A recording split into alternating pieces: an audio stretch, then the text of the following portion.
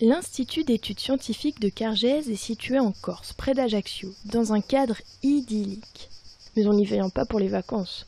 C'est un lieu de rencontres et de conférences internationales pour les chercheurs et les étudiants. L'Institut d'études scientifiques de Cargèse est une unité CNRS, en fait. Donc la mission principale est la diffusion de la culture scientifique. On accueille à peu près 2000 scientifiques par an qui vont donc de l'étudiant au prix Nobel. Évidemment, tous ces chercheurs et étudiants, il faut bien les loger.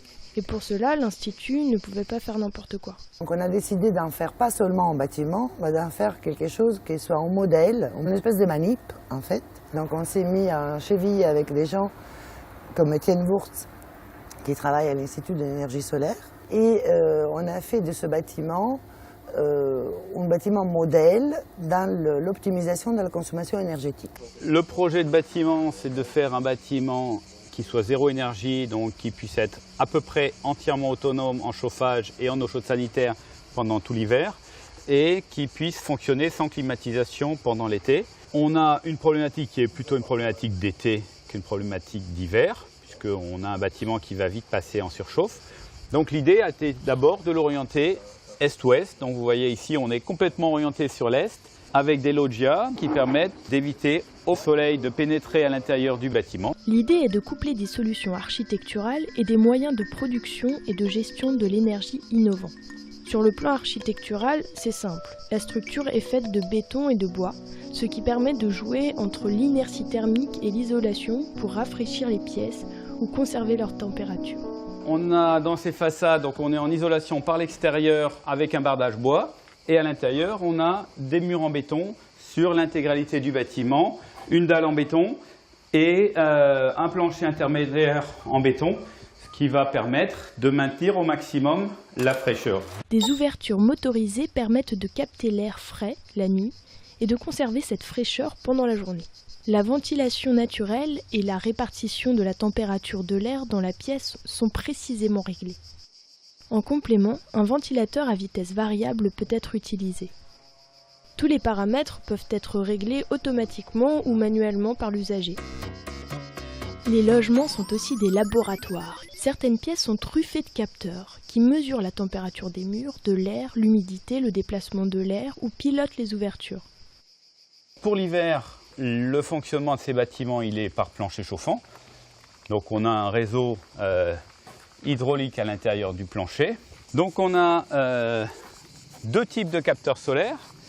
Aux deux extrémités du bâtiment, ce sont des capteurs solaires thermiques sous vide qui vont transformer cette chaleur en eau chaude. On va d'abord l'utiliser en hiver pour les planchers chauffants. On va l'utiliser pour le bouclage d'eau sanitaire pour que lorsque vous prenez une douche, vous ayez toujours de l'eau chaude à disposition rapidement. Et enfin, pour l'eau chaude sanitaire.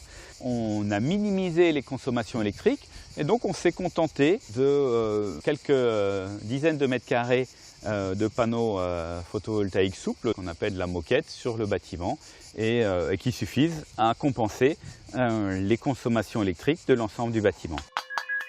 L'architecte a voulu une totale intégration de ces bâtiments à l'intérieur du parc. Et on voit d'ici aussi que l'intégration du solaire est particulièrement bien réussie puisque les capteurs apparaissent tout juste sur le toit.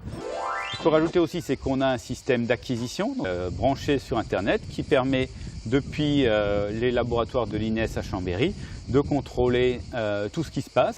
Là, donc, on a des cartes d'acquisition qui vont permettre de récupérer toutes les informations qui ont été données par les différents capteurs. Tout ce qui sort du laboratoire, c'est optimisé, c'est idéal. Aujourd'hui, on est dans la phase d'optimisation des différents équipements, justement en tenant compte des du dernier niveau de compromis qui est l'utilisateur. Donc on a voulu prouver que dans ce contexte corse qui est quand même très particulier, avec un projet, avec un coût qui est très limité, on arrivait à la fois à vivre dans des bonnes conditions, avec des consommations énergétiques qui sont compensées par les productions qu'on a au sein même du bâtiment. Les résultats sont prometteurs et même inattendus. Par exemple, l'expérience montre que la quantité d'eau chaude produite par les panneaux solaires pour l'usage sanitaire et le chauffage par le sol est plus que suffisante par rapport à ce qu'indiquaient les calculs théoriques. Ce résultat pourrait avoir un impact sur la réglementation du parc énergétique.